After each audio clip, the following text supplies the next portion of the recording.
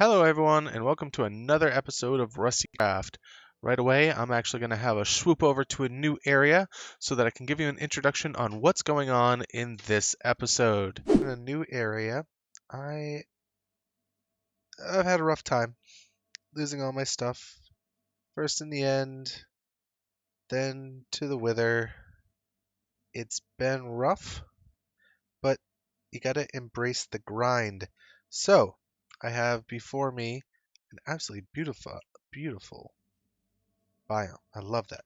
But I found a village, and the plan is to make this village kind of a way area until I'm ready to build my ultimate base. I'm still going to be working on the island, but I'm going to create an infinite village breeder for the purpose of getting some trades, and the big thing is an iron farm. We have the beacon, but as you can see, it's only a one set tall beacon, first level beacon. Not very good.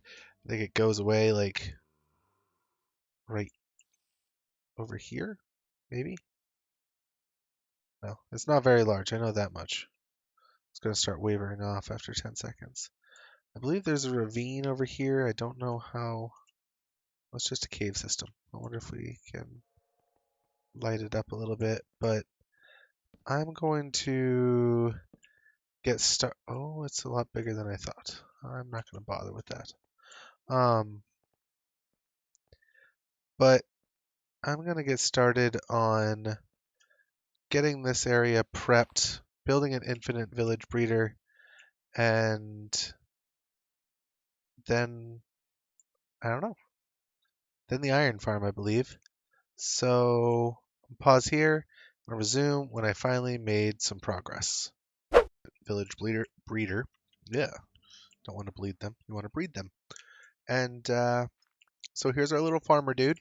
He's got carrots out to wazoo, and he throws them down to these guys, and they sleep. Yeah, I got dirt in there. Any leftover carrots, once he starts chucking them, will go down into that chest, and so I also have a carrot farm.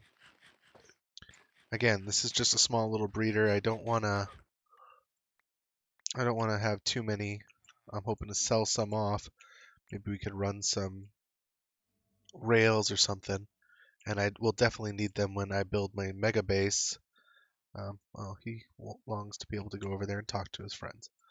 But the next thing we need is a roof over this entire area, as they do not need access to the sun. Um, oh, and I do want to give credit where credit is due. This is a design that I found by Impulse, so check out his channel if you ever want to build one yourself. Um, Wicked easy tutorial to follow. Got my villagers, and yeah, there's the babies down there. So, pretty cool. Now I've got to go watch another one of Impulse's videos, and I'm going to learn how to build an iron farm. And that one's probably going to be a longer bit of time. Having a bit of trouble with the villager breeder. We had originally had one little villager, and something happened, and nothing was happening. Now I've got three. I think I've got the bed situation all fixed up. And if you look at my hand, I have an enchanted book. It is a mending book. It took 2 Minecraft days, or 1.5, and I trapped this guy in there, and I got him to give me the mending trade. So now I can try to finally redo some of my stuff. But yeah, things are going somewhat well now. It's nice. So I'm gonna run back home to AFK fish, and then I'm gonna get some more stuff done tomorrow. What will be an iron farm. And so I thought I was in the middle of a montage, and I look at my OBS to realize that I have not been recording the last oh, hour grind. Always fun, always fun. So sit back, relax, and enjoy the rest of this grind, will you?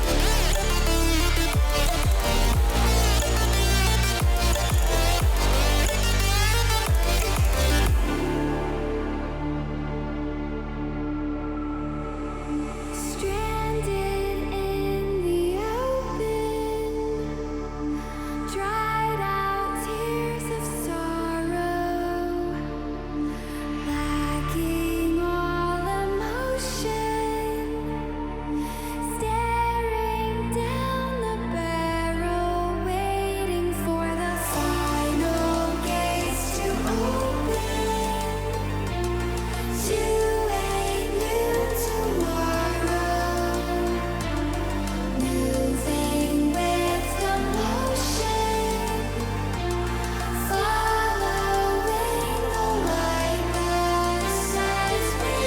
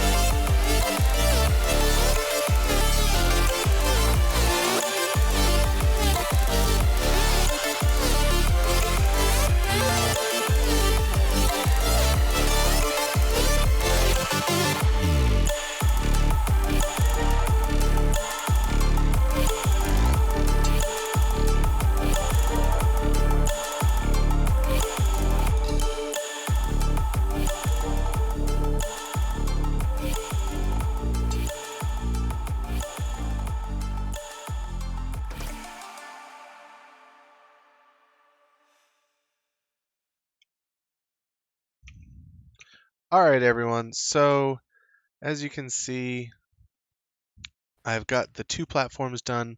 I am actually planning on building a second platform over here. That's why I've started to take down some of the dirt blocks. So I'm not going to throw that into a time lapse. I'm just going to build the other side 10 blocks apart. Remember, it's got to be 10 blocks apart for it to work.